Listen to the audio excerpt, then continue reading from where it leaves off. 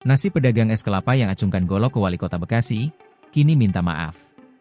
Penodongan golok terhadap Wali Kota Bekasi Tri Adhianto oleh pedagang es kelapa bernama Barmizon, 60 tahun, berujung permintaan maaf pelaku. Barmizon mengaku menyesali perbuatannya dan berjanji tak akan mengulangi. Adapun aksi penodongan itu bermula ketika Tri Adhianto bersama beberapa pejabat Kota Bekasi dan aparat kepolisian menertibkan pedagang kaki lima, PKL, di Perumahan Duta Harapan, Kecamatan Bekasi Utara, Minggu, 8 Februari 2026. Ia mengaku emosi karena merasa lapak yang ditertibkan berdiri di lahan yang telah dibelinya. Penolakan tersebut memicu ketegangan antara Barmizon dan petugas di lokasi. Dalam kondisi emosi, Barmizon kemudian mengeluarkan golok dari lapaknya dan mengacungkannya ke arah petugas serta pejabat yang hadir, termasuk Tri Adhianto.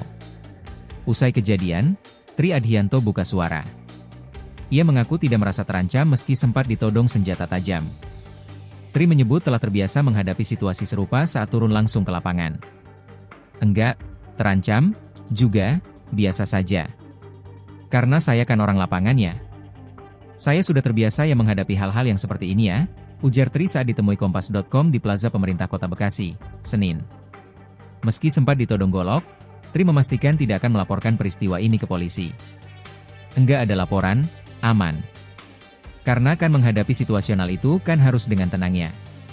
Dan kita kan juga sebagai aparatur tidak represif ya, ujar Tri. Ia menegaskan bahwa aparatur pemerintah harus tetap tenang dan mengedepankan pendekatan persuasif.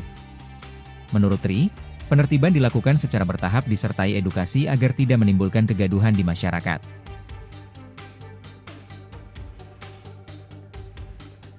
Download Tribun X sekarang, menghadirkan lokal menjadi Indonesia.